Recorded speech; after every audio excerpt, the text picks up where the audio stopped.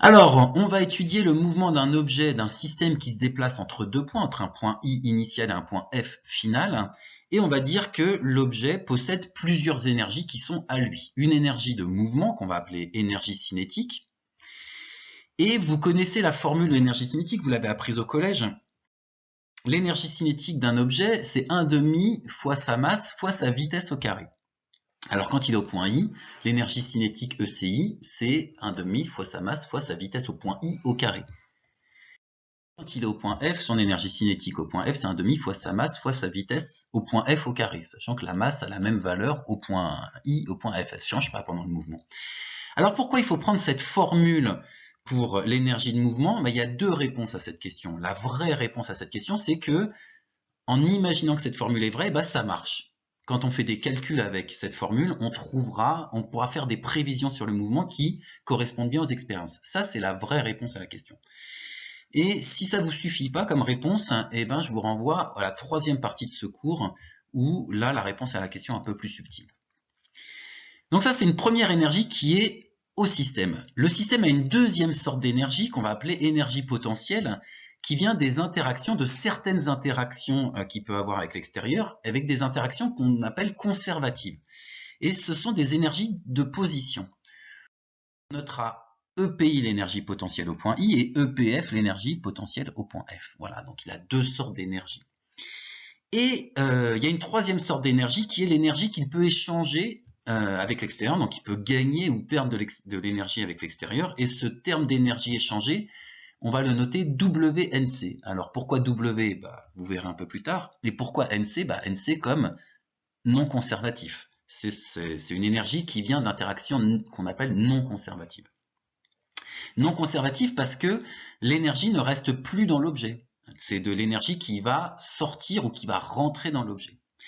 Et ces trois énergies donc sont liées les unes aux autres dans une loi très générale, qu'on appelle la loi de conservation de l'énergie, qui dit que pour un système, l'énergie cinétique peut varier pour deux raisons, soit parce qu'il y a des interactions qui font varier son énergie potentielle ou ses énergies potentielles, soit parce qu'il y a des interactions qui lui font gagner ou perdre de l'énergie.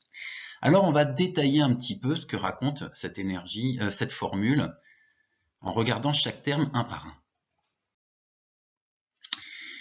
Donc le premier terme, delta EC, delta c'est une lettre qu'on a déjà utilisée, ça veut dire variation. Donc là on lit variation d'énergie cinétique. Donc l'énergie cinétique peut varier, elle peut, prenons le cas de figure, où elle augmente. Elle augmente, ça veut dire que l'énergie cinétique finale sera grande à la fin. Donc il y aura une variation delta EC positive. Et on a vu que l'énergie cinétique c'était lié à la vitesse. Donc dire que l'énergie cinétique augmente, ça veut dire que la vitesse augmente. Alors il y a deux raisons pour lesquelles un objet, un système peut avoir son énergie cinétique qui augmente. Première raison, si son énergie potentielle diminue. C'est ce que raconte le signe moins qui est dans la formule. Donc la variation d'énergie potentielle devient négative. Ça veut dire qu'il avait une grande énergie potentielle initiale qui disparaît, et l'énergie potentielle devient plus petite à la fin. Donc il aura une grande vitesse à la fin s'il avait une grande énergie potentielle au début. Mais l'énergie potentielle reste dans le système. Et alors cette interaction, on dit qu'elle est motrice parce qu'elle fait augmenter l'énergie cinétique. Ça, c'est la première façon pour qu'un objet gagne de la vitesse, gagne de l'énergie cinétique. Et la deuxième façon pour qu'un objet gagne de l'énergie cinétique, c'est le terme WNC, qui, s'il est positif, ça veut dire que le système reçoit de l'énergie de l'extérieur.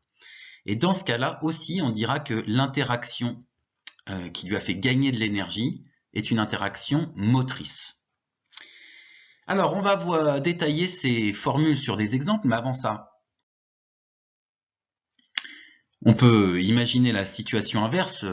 Cette formule est valable aussi quand l'énergie cinétique diminue. Deux raisons à ça. Soit l'énergie potentielle augmente, soit il y a un échange d'énergie négatif. Et le terme qu'on associe pour parler de ces interactions qui font baisser l'énergie cinétique, ce sont des interactions résistantes. Alors avant de parler des exemples, Dernier point un peu subtil, un peu pénible. Donc il y a deux sortes d'interactions. C'est ça qui est subtil, c'est ça qui est difficile quand on veut essayer d'interpréter en français cette formule. C'est qu'il y a deux sortes d'interactions, des interactions conservatives qui maintiennent l'énergie dans l'objet et des interactions non conservatives. Alors comment on fait pour les reconnaître? En première, vous n'aurez pas ce problème, parce qu'on vous dira toujours si l'interaction est conservative ou non conservative. C'est pas vous qui devrez choisir.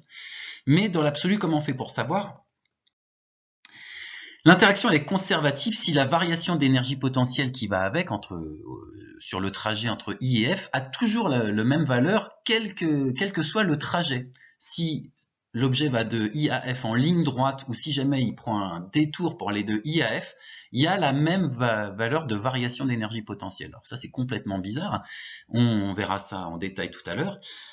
Et une interaction est donc non conservative si c'est le contraire, hein, si la valeur de l'énergie échangée dépend du trajet suivi. Alors voyons voir sur des exemples un cas d'une interaction non conservative. L'exemple du frottement d'un objet qui glisse, donc le mouvement c'est ça. On lance un objet avec une certaine vitesse initiale, il frotte sur le sol et à la fin il s'arrête. Alors la loi de conservation de l'énergie s'écrit comme ceci. Dans ce cas-là, il n'y a pas de, on verra pourquoi il n'y a pas d'interaction qui font varier l'énergie potentielle dans ce cas-là. Donc là, l'objet va s'arrêter, ça veut dire qu'il perd de l'énergie cinétique à cause du frottement. Donc le frottement est une interaction résistante. Et donc il faut qu'on trouve une formule pour savoir combien il a perdu d'énergie cinétique. Donc une formule pour la lettre WNC. Alors, de quoi peut bien dépendre cette énergie échangée avec le sol? On pourrait imaginer que l'énergie perdue par le frottement avec le sol est grande si ça frotte fort. Si ça glisse bien, il y aura peu d'énergie perdue en frottement, mais si ça frotte fort, il y aura beaucoup d'énergie perdue. Et on peut imaginer aussi que cette énergie perdue sera grande si le trajet est plus long. Donc si ça frotte sur un grand trajet, ça fait beaucoup d'énergie perdue. Donc, si on fait intervenir la longueur du trajet dans la valeur de l'énergie perdue, c'est que c'est une interaction non conservative. Et la formule qui découle de ces hypothèses, c'est de dire que la valeur de l'énergie perdue, WNC, est égale à moins le facteur de frottement fois la longueur du trajet. Alors, pourquoi cette formule est vraie? Il y a deux réponses à cette question. Soit on admet que c'est vrai parce que si on fait des calculs avec cette formule, on va prévoir des choses qui se réalisent réellement, vous verrez ça en TP. Et si cette réponse ne vous plaît pas, je vous renvoie à la troisième partie de ce cours qui vous donne une autre réponse un peu plus subtile. Deuxième exemple d'interaction, maintenant une interaction conservative, la gravité. Alors imaginons un skieur qui descend sur une piste sans frottement, par exemple comme ceci, donc il gagne de la vitesse, il gagne de l'énergie de mouvement, il gagne de l'énergie cinétique. Alors imaginons qu'il n'y a pas de frottement, c'est pas très réaliste sur cette vidéo, mais au moins sur le début du mouvement, c'est un peu le cas, où il va pas trop vite, il n'y a pas trop de frottement de l'air, la piste est bien dure, bien gelée, donc il n'y a pas de frottement sur le sol, et donc il n'y a que la gravité qui le fait tomber, et en fait qui lui fait gagner de l'énergie cinétique. Il descend, il gagne de l'énergie cinétique grâce à la gravité ou à cause de la gravité. Et donc cette interaction, la gravité, est une interaction motrice. Alors, c'est pas du tout évident, mais c'est aussi une interaction conservative. C'est-à-dire que l'énergie qui va gagner en descendant ne dépend pas du chemin suivi. Imaginons une deuxième piste qui aille du point I jusqu'au point F, mais une piste plus raide qui passerait par un intermédiaire F'. Et puis après, de F' à F, ce serait horizontal. Donc le chemin de I à F est plus long. Mais il se trouve que l'énergie qu'il aura gagnée quand il sera au point F est la même que si jamais il avait pris la piste moins raide. Alors ça, c'est pas du tout intuitif, mais ça se passe assez bien comme ça dans la vraie vie. Quand on fait des expériences, ça marche. Donc si on fait cette hypothèse-là pour décrire la gravité, vous verrez en TP que ça marche très très bien. Alors, il faut qu'on trouve la formule de l'énergie potentielle. Donc, elle peut dépendre de quoi cette énergie potentielle? Donc, l'objet aura beaucoup d'énergie cinétique en bas s'il avait beaucoup d'énergie potentielle en haut. Et pourquoi il aura beaucoup d'énergie potentielle en haut? Qu'est-ce qui fait qu'il aura plus d'énergie potentielle en haut? S'il est plus lourd, on sait que la gravité agit de manière différente sur les objets lourds ou légers. Il aura plus d'énergie potentielle en haut si la gravité est plus forte. La gravité ne produit pas les mêmes effets sur Terre et sur la Lune. Donc sur Terre, il y a plus de gravité parce que la gravité est plus forte, donc ça doit intervenir dans la formule. Et aussi, il aura plus d'énergie en bas si au départ, il est plus haut. Donc si dès le départ, il a une hauteur plus élevée, eh bien, il aura plus d'énergie au départ. Et donc la formule qui raconte la même chose veut dire que l'énergie potentielle qu'il avait au départ, c'est sa masse fois la gravité fois la hauteur qu'il a au départ. Sous-entendu que en bas, il a plus de hauteur et on prendra son énergie potentielle égale à 0.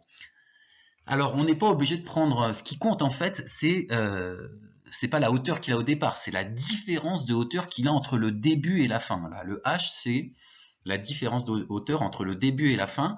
Et en prenant en disant que cette hauteur h, c'est aussi la hauteur du début, ça sous-entend de prendre comme origine des énergies potentielles une énergie potentielle égale à 0 quand il est tout en bas. C'est une convention qu'on fera tout le temps pour simplifier les calculs.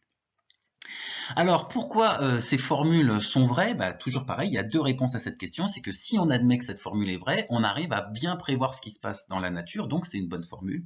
Et si ça ne vous plaît pas comme réponse, eh ben, je vous renvoie à la troisième partie pour avoir une réponse un peu plus subtile. Voilà, alors vous savez tout sur les énergies cinétiques et les énergies potentielles, donc maintenant vous pouvez faire les exercices. Alors encore deux petits détails pour conclure ce chapitre.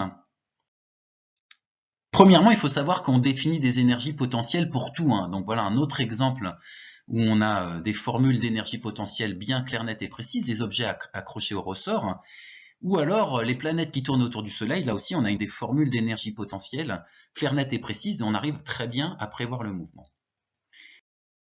Et autre catégorie d'interactions, il y a des interactions qui n'ont pas d'effet sur l'énergie. Alors comment savoir qu'une interaction n'a pas d'effet sur l'énergie? Là, exemple typique, c'est l'objet accroché au bout d'un fil.